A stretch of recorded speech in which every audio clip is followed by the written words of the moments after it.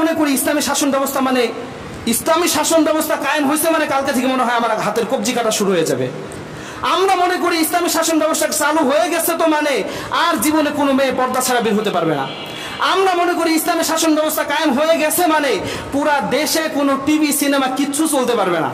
এই জন্য আমরা খুব একটা জেলখানার ভিতরে আবদ্ধ হয়ে যাবো, এটা আমরা মনে করে থাকি।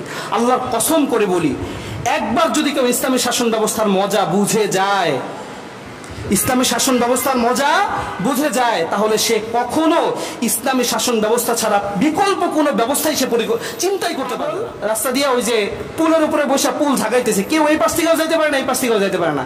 ও যেমন পাগল, একজন নেতা যে ইচ্ছাকৃতভাবে জোরপূর্বক নেতা হইতে চায়, সে অমুক পাগলের মতো। বলেন কেন? কারণ সে জানেই না তার অধীনস্থ মানুষ কতগুলো, আর এই অধীনস্থ মানুষের কতগুলো মানুষ ধর্ষিতা, এই অধীনস্থ মানুষের কতগুলো মানুষ না খেয়ে আছে, এই অধীনস্থ মানুষের কতগুলো মানুষ নির্যাতনের মধ্যে আছে, নিপীড়নের মধ্যে আছে, চিন্তাই করে না। একটা মেয়েকে ধর্ষণ করা হয়েছে কিছুদিন আগে, আপনারা দেখছেন সবাই, ওই যে আসিয়া নামক একটা বাচ্চাকে। 90 দিন পরে এটার বিচার কার্যকর করা হবে। এটা কোন মগজে এটা কোনো মানুষ সহ্য করতে পারে? তবে হ্যাঁ, আপনাদের মগজ কখন জাগবে জানেন? যখন আপনার মেয়েকে ধর্ষণ করা হবে। কখন জাগবে জানেন? যখন আপনার বোনকে ধর্ষণ করা হবে। কখন জাগবে জানেন? কোন নেতা যখন আপনার মেয়েকে বিবাহ করতে চাইবে কিন্তু আপনি দিতে চাইবেন না, জোর করে আপনাকে পিটায় মারবে, তখন আপনার মগজ জেগে উঠবে যে কোন ব্যবস্থায় আছি, কোন রাষ্ট্রে আছি, কোথায় আছি, ইসলামী রাষ্ট্র ব্যবস্থা কতটা দরকার, তখন বুঝে আসবে। কিন্তু বুঝে আসে কোনো কি হবে না, কাম হবে না। চিল্লাইবেন, রাস্তায় হাঁটবেন, চিল্লাইবেন, চিৎকার করবেন, মানুষ আপনাকে দেখবে আর ভিডিও করবে আর সোশ্যাল নেটওয়ার্কে ছেড়ে দেবে, আহা মানুষটা কত কষ্টে আছে, কিন্তু কেউ আপনাকে হেল্পের জন্য পিছন থেকে সায় দিবে না। ওমর ইবনুল খাত্তাব রাদিয়াল্লাহু তাআলা আনহু, একবার এক লোক তার ব্যাপারে মামলা দায়ের করছে। ভাবা যায় বাংলাদেশের কোন গদির মধ্যে বসে আছে, তার শাসনকর্তার বিরুদ্ধে আপনি একটা মামলা দিবেন? ভাবা যায় এটা?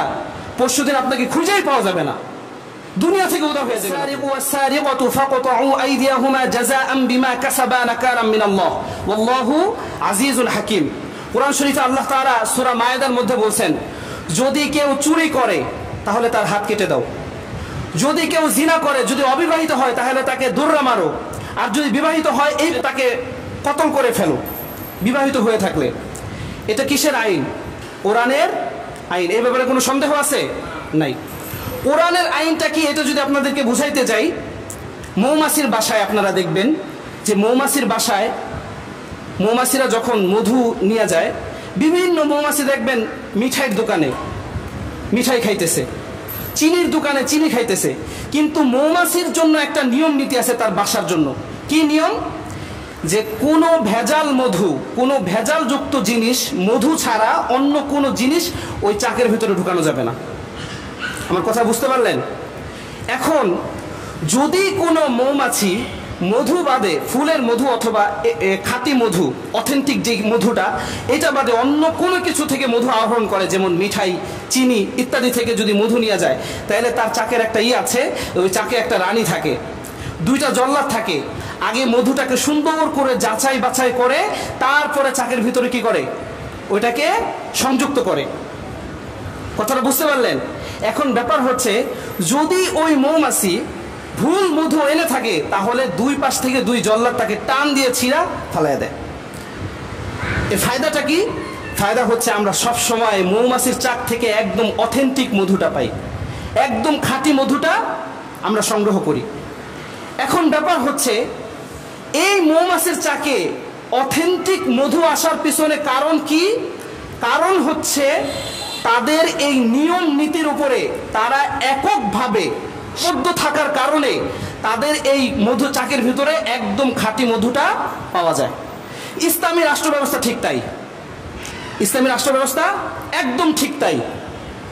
আমি কোনো দল করি না, তবে আমি খেলাফতে বিশ্বাসী। আল্লাহ রাসূল সাল্লাল্লাহু আলাইহি ওয়াসাল্লাম বলেছেন, যে ব্যক্তি কুরআন সুন্নাহ মোতাবেক তার রাষ্ট্র চলুক, যে ব্যক্তি কুরআন সুন্নাহ মোতাবেক তার রাষ্ট্র চলুক, এটা চায় না, সে কাফের। সে কি? কাফের। আমার কথাটা বুঝতে পারলেন? আপনারা কি চান না কুরআন সুন্নাহ মোতাবেক বাংলাদেশ চলুক? সবাই চান না বলেন? এখন হয় না, এর জন্য আপনাদেরকে কি করতে হবে?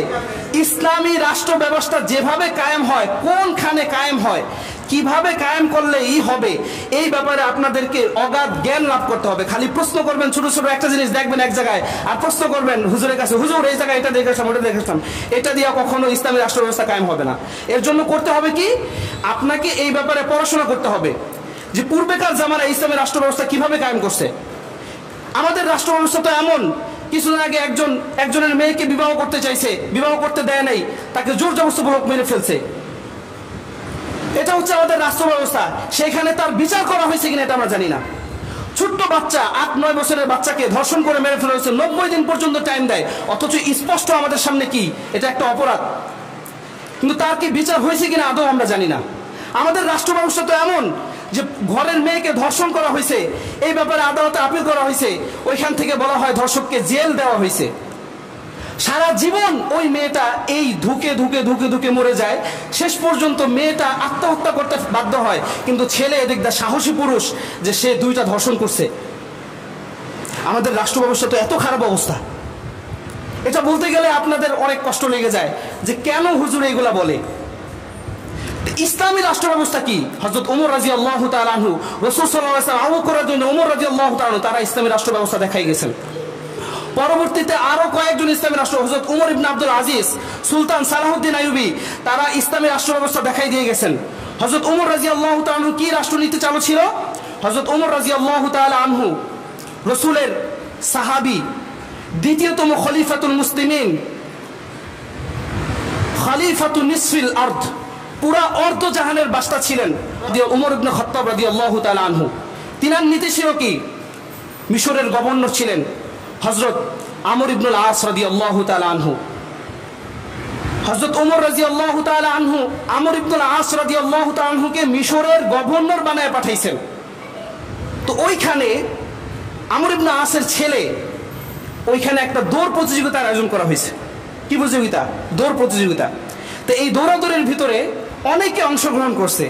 তো একজন মিশরি, এই আমর ইবনুল আসের ছেলেও ওই প্রতিযোগিতায় কি করছে? অংশগ্রহণ করছে। সাথে একজন মিশরিও কি করছে? অংশগ্রহণ করছে। তো যাই হোক, দৌড়াদৌড়ির এই প্রতিযোগিতায় ওই মিশরি ফার্স্ট হয়ে গেছে, আর রানার্স আপ বা সেকেন্ড হয়েছে হচ্ছে আমর ইবনুল আসের ছেলে। হযরত আমর ইবনুল আস রাদিয়াল্লাহু তাআলা আনহু, ওনার ছেলে হাতে একটা লাঠি ছড়ি নিয়ে তার মাথায় 3টা বাড়ি মারলেন। এই বেটা, তুই আমার আগে কেন দৌড়াই চলে গেলি? আনাবনুল আকরামিন, আমি গভর্নরের সন্তান, তুই আমার চিনোস? এটা কে বলছে? হযরত আমর ইবনুল আসের ছেলে।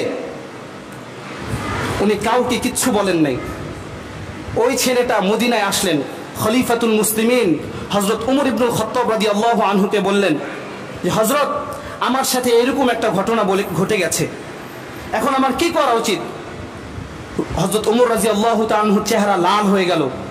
উনি বললেন, অমুক দিন আমি সব গভর্নরদেরকে ডাকাবো, তুমি কি ওই দিন থাকতে পারবা? বললেন, হ্যাঁ ঠিক আছে, তাহলে আসো। তো আসলো। আসার পরে এবার ওই লোকও উপস্থিত, হযরত ওমর ইবনুল আস উনিও উপস্থিত, ওনার ছেলেও উপস্থিত। এবার হযরত ওমর রাদিয়াল্লাহু আনহু বললেন, এই তুমি নাকি গভর্নরের ছেলে, তুমি নাকি তার মাথায় বাড়ি দিয়ে ফেলছো? এবার বললেন, হাতে তুমি একটা লাঠি নাও, তার মাথায় 3টা বাড়ি দাও, তোমাকে যেইভাবে দিছো ওইভাবে দাও। এখন উনি চিন্তা করলেন, এই বেচারা গভর্নরের ছেলে, তাকে আবার বাড়ি দেবো, থাক, সমাজের ভিতরে এতটুক বলছে মানেই বিচার হয়ে গেছে, থাক, আর কিছু বলার দরকার নাই। ওমর রাদিয়াল্লাহু আনহু রাগ হয়ে বললেন, মার, তোকে মারতেই হবে। উনি হাতে লাঠি নিলেন, 3টা বাড়ি মারলেন, জোরে জোরে 3টা বাড়ি মারলেন। এবার হযরত ওমর রাদিয়াল্লাহু আনহু আমর ইবনুল আস রাদিয়াল্লাহু আনহুকে বললেন, হে আমর ইবনুল আস, কখন থেকে তোমরা তোমাদের মিশরের অধীনস্থদেরকে দাস বানায় নিছো, অথচ তাদের মায়েরা তো তাদেরকে স্বাধীনভাবেই জন্ম দিয়েছিল, কেন তাদেরকে দাসের মতো তাদের সাথে আচরণ করো? এবার বললেন ওমর ইবনুল আস রাদিয়াল্লাহু আনহু এই মাথার মধ্যে চুল টাক পড়ে গেছে, বলল উনার টাকের মধ্যেও 3টা বানো। কেন? উনি কেন ওনার ছেলেকে এই শিক্ষাটা দিতে পারেন নাই? এটা হচ্ছে ইসলামী রাষ্ট্র ব্যবস্থা। 1 নাম্বার, হযরত ওমর ইবনুল খাত্তাব রাদিয়াল্লাহু তাআলা আনহু, একবার এক লোক তার ব্যাপারে মামলা দায়ের করছে। ভাবা যায় বাংলাদেশের কোন গদির মধ্যে বসে আছে, তার শাসনকর্তার বিরুদ্ধে আপনি একটা মামলা দিবেন? ভাবা যায় এটা? পরশুদিন আপনাকে খুঁজেই পাওয়া যাবে না, দুনিয়া থেকে উধাও হয়ে যাবেন আপনি। এখানে চিন্তা করা যায় যে ইসলামী শাসন ব্যবস্থা কি, চিন্তা করলে মাথা ঘুরে যাবে। আর আমরা মনে করি ইসলামী শাসন ব্যবস্থা মানে, ইসলামী শাসন ব্যবস্থা কায়েম হয়েছে মানে কালকে থেকে মনে হয় আমার হাতের কবজি কাটা শুরু হয়ে যাবে। আমরা মনে করি ইসলামী শাসন ব্যবস্থা চালু হয়ে গেছে তো মানে আর জীবনে কোনো মেয়ে পর্দা ছাড়া বের হতে পারবে না। আমরা মনে করি ইসলামী শাসন ব্যবস্থা কায়েম হয়ে গেছে মানে পুরা দেশে কোনো টিভি সিনেমা কিচ্ছু চলতে পারবে না। এই জন্য আমরা খুব একটা জেলখানার ভিতরে আবদ্ধ হয়ে যাবো, এটা আমরা মনে করে থাকি। আল্লাহর কসম করে বলি, একবার যদি কেউ ইসলামী শাসন ব্যবস্থার মজা বুঝে যায়, ইসলামী শাসন ব্যবস্থার মজা বুঝে যায়, তাহলে সে কখনো ইসলামী শাসন ব্যবস্থা ছাড়া বিকল্প কোনো ব্যবস্থাই সে চিন্তাই করতে পারবে না। আমার কথা বুঝতে পারলেন? এখন বলবেন হুজুর তাহলে গণতন্ত্রের পিছনে হুজুরা ছুটে কেন? হুজুরদেরকে ছুটতে আপনারা বাধ্য করছেন। বলেন যে হুজুরা বড় বড় পাজারো গাড়িতে নিয়ে ওয়াজে যায় কেন?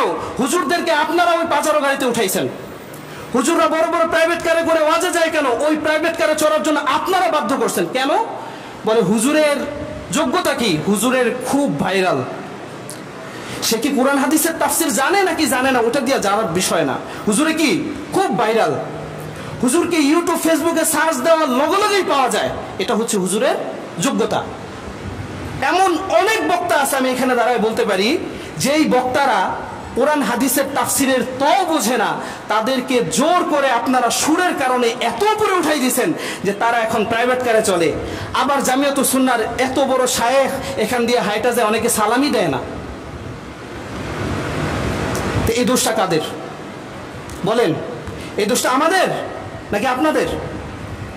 এমন বক্তা আছে, কিছু বক্তা নাম বলা তো ঠিক হবে না, যারা ইয়া আইয়ুহাল্লাযিনা আমানু তুবু ইলাল্লাহি তাওবাতান নাসুহা, নাসুহা মানে পরিশুদ্ধ তওবা। এই জায়গায় উনি বলতেছেন নাসুহা নামক একজন ব্যক্তি আছে, উনি তওবা করছেন, ওই তওবার মতো তওবা করতে হবে। কত বড় অপব্যাখ্যা, যে জীবনে কোনোদিন মক্তবেও মনে হয় যায় নাই এরকম তাফসীর সে কোরআনের ব্যাপারে করতেছে। তাকে আপনি পাজারো গাড়িতে বসাই দিয়েছেন, তাহলে সে পাজারো গাড়িতে চললে কি আমার দোষ? কি বলতে চান আপনারা? একজন ইমামের দোষ? একজন বড় মুহাদ্দিসের দোষ? হাদিস উদ্দাহার কে?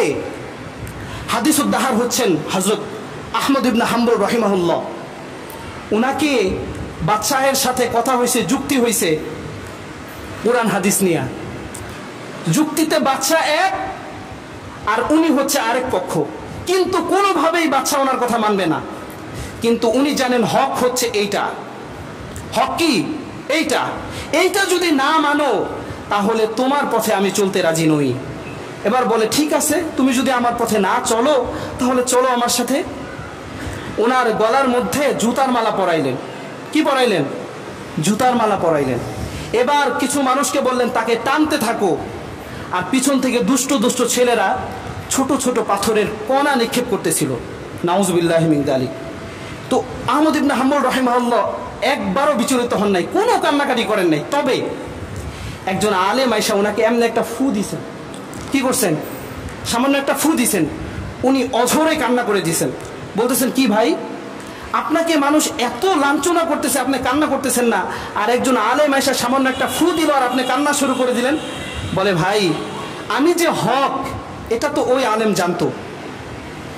আমি যে হক কোরআন হাদিসের কথা সত্যভাবে উচ্চারণ করছি এটা তো ওই আলেম জানতো। যদি ওই সাধারণ মানুষগুলো না বোঝে আমাকে এইভাবে অত্যাচার করতেছে, কিন্তু আমি যে হক এটা তো ওই লোকটা জানতো। সে কেন আমাকে এতটুকু ফু পর্যন্ত দিল? তাচ্ছিল্যের দৃষ্টিতে তাকাইলো। এখন দেখেন, আপনারা যে আমাদেরকে প্রশ্নবিদ্ধ করেন, কেন করেন? কিছু কিছু উলামা ইকরামের জন্য করেন না? বলেন, এই মেয়ে অমুক হুজুরে তো দেখছি এইভাবে চলতে, আপনি আবার কি কন? অমুক হুজুরে দেখি অমুক মায়াগো পিছনে দৌড়ে রাজনীতি করতেছে, আপনি আবার কোনটা কন?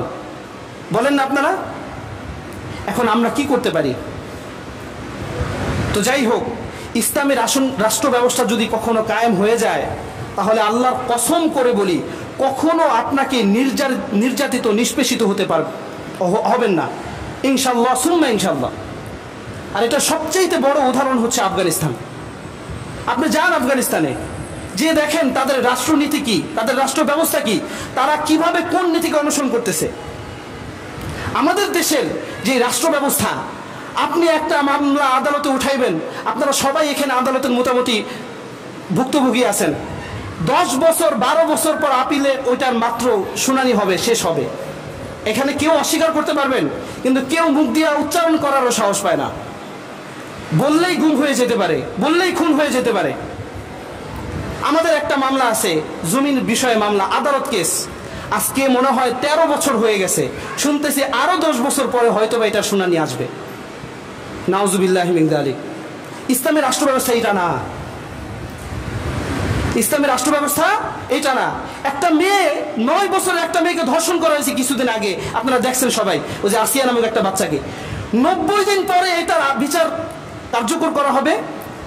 এটা কোন মগজে এটা কোনো মানুষ সহ্য করতে পারে? তবে হ্যাঁ, আপনাদের মগজ কখন জাগবে জানেন? যখন আপনার মেয়েকে ধর্ষণ করা হবে। কখন জাগবে জানেন? যখন আপনার বোনকে ধর্ষণ করা হবে। কখন জাগবে জানেন? কোন নেতা যখন আপনার মেয়েকে বিবাহ করতে চাইবে, কিন্তু আপনি দিতে চাইবেন না, জোর করে আপনাকে পিটায় মারবে, তখন আপনার মগজ জেগে উঠবে যে কোন ব্যবস্থায় আছি, কোন রাষ্ট্রে আছি, কোথায় আছি, ইসলামের রাষ্ট্র ব্যবস্থা কতটা দরকার, তখন বুঝে আসবে। কিন্তু বুঝে আসে কোনো কি হবে না, কাম হবে না। চিল্লাইবেন, রাস্তায় হাঁটবেন, চিল্লাইবেন, চিৎকার করবেন, মানুষ আপনাকে দেখবে আর ভিডিও করবে আর সোশ্যাল নেটওয়ার্কে ছেড়ে দেবে, আহা মানুষটা কত কষ্টে আছে, কিন্তু কেউ আপনাকে হেল্পের জন্য পিছন থেকে সায় দিবে না। যাই হোক, এজন্য এতটুকু বুঝাইতে চাইছি যে ইমামুন আদিলুন মানে হচ্ছে এমন ইমাম, যদি আপনি পরিবারের ক্ষেত্রে কর্তা হন, তাহলে পরিবারের প্রতিটি সদস্য সম্পর্কে আপনাকে জিজ্ঞেস করা হবে। আপনি যদি ইমামুন আদিলুন হতে চান, আপনি যদি একটা গ্রামের নেতা হন, আপনাকে গ্রামের প্রতিটি সদস্যর ব্যাপারে জিজ্ঞাসা করা হইব। আপনি যদি ইমামুন আদিলুন হন, আপনি যদি একটা থানার নেতা হন, আপনাকে থানার প্রতিটি মানুষ সম্পর্কে জিজ্ঞেস করা হবে। সুতরাং খুব জেনে শুনে বুঝে নেতার পর্যায়ে যেতে চাইবেন। নেতাটা এত সহজ না। একজন বলছে যে পাগল, যে পাগল হয়, যে এক পাগল রাস্তা দিয়ে ওই যে পুলের উপরে বসে পুল ঝাঁকাইতেছে, কেউ এই পাশ থেকেও যাইতে পারে না, এই পাশ থেকেও যাইতে পারে না। ও যেমন পাগল, একজন নেতা যে ইচ্ছাকৃতভাবে জোরপূর্বক নেতা হইতে চায়, সে অমুক পাগলের মতো। বলেন কেন? কারণ সে জানেই না তার অধীনস্থ মানুষ কতগুলো, আর এই অধীনস্থ মানুষের কতগুলো মানুষ ধর্ষিতা, এই অধীনস্থ মানুষের কতগুলো মানুষ না খেয়ে আছে, এই অধীনস্থ মানুষের কতগুলো মানুষ নির্যাতনের মধ্যে আছে, নিপীড়নের মধ্যে আছে, চিন্তাই করে না। আপনারা কি আমার কথায় কষ্ট পাইলেন? আমি যেই কথাগুলো বললাম, একটা কথাও কি আপনাদের কাছে অবাস্তব মনে হয়েছে? বলেন তো, এগুলো কি সব আপনাদের নিজের চোখে দেখা কথা না? একটা কথাও কোরআন হাদিসের বাইরে